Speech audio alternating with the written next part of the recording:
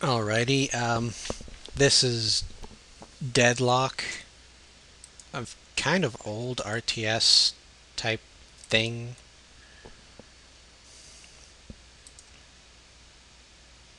As you can see, I favor ocean places over much else. I think it has something to do with having 10 city centers and not enough space to put them. Here you have all of the races, all seven of them. You can choose any one you want. They all have different advantages, disadvantages. Like, for example, you can't keep these motherfuckers happy.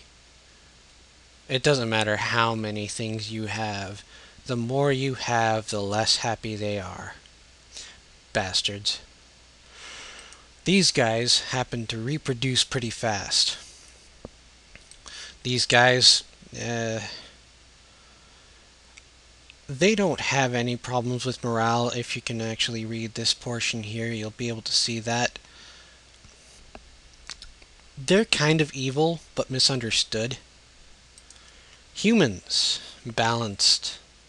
They like money. That's about all I can say about them.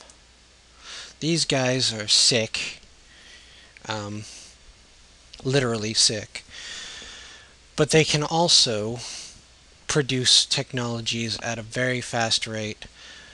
They build really fast as well. They're good, except for the fact that they also have morale issues.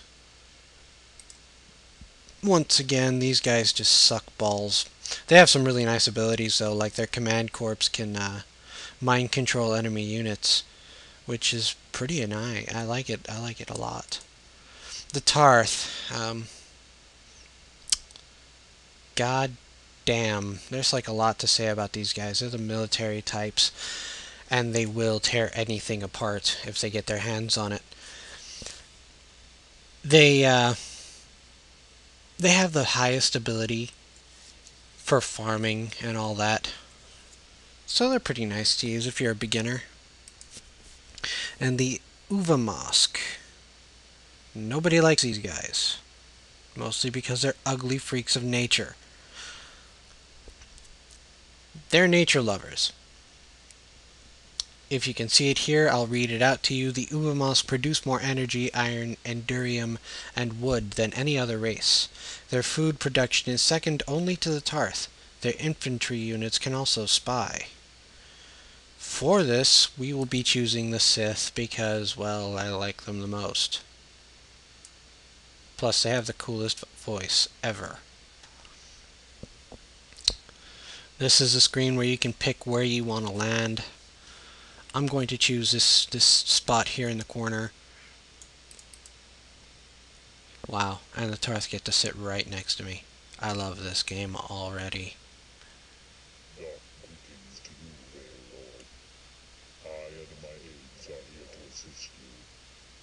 We await your bidding. Dark greetings to you too.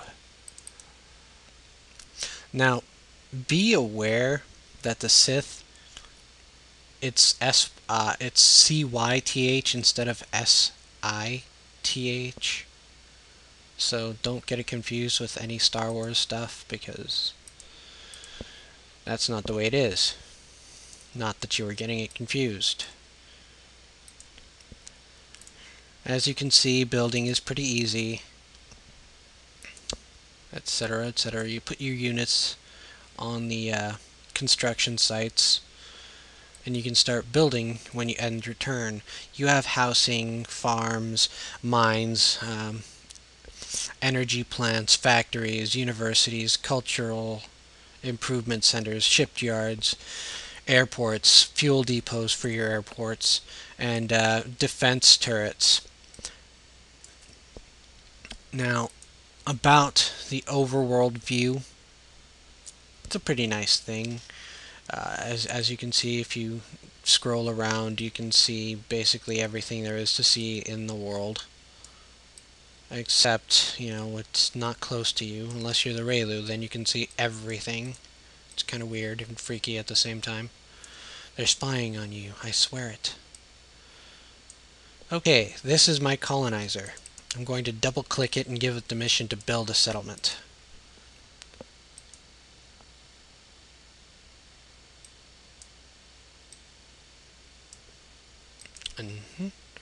Now my two areas are linked.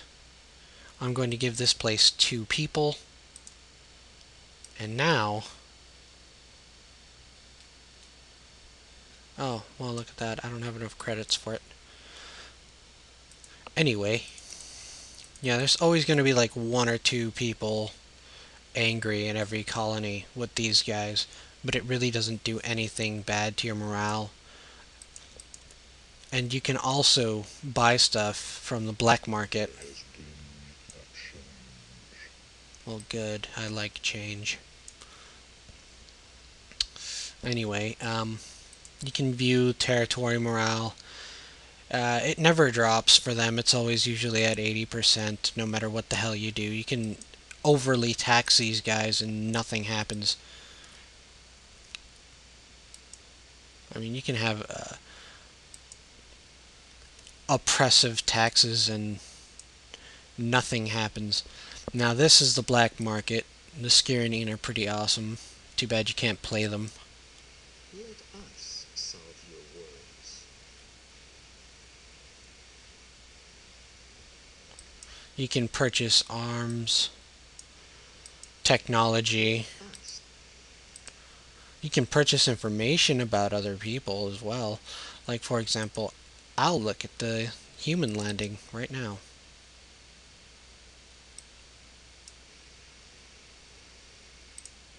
And you can even buy resources if you have the credits for it. Now, since I can only record like 10 minutes, and I think I've already recorded like 12 or something like that, I'm going to cut this short. See, now that I've bought the ability to look over my my human enemies that are all the way across the map, this is their territory, slowly building. But they've already got turret defense. Well, a city center comes with all of your towns. They got a factory and 2 small housing units, and they can support up to 1,000 population. Right now they're at 556. I don't get the numbers, but looks like a good thing. Back to my landing. I'm going to now build, for defense purposes, a laser defense, which really is not that powerful. I will end up scrapping it later on. A university, and tutorial thing, and let's see, a surface mine so I can get me some iron. There has been a change. Telling me about the housing and the territory I just took. It's pretty nice of them. I like the fact that they tell us stuff. Now, as you can see, well, I hope you can see it anyway, territories all have different amounts of space for you to use. They have different resources and all that. It kind of makes for an adverse game because you can choose the areas around you. For example, I could take a look at this plane right here directly next to it, and I have 2 plots for energy, 2 plots for food. I mean, these icons here show better resources. Cracked areas do good for energy. These rocky areas do well for mining iron. The wooded areas do well for farming and wood, which you get from farms anyway.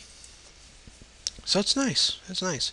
And that'll conclude my first video of sorts, I guess. And let me see here.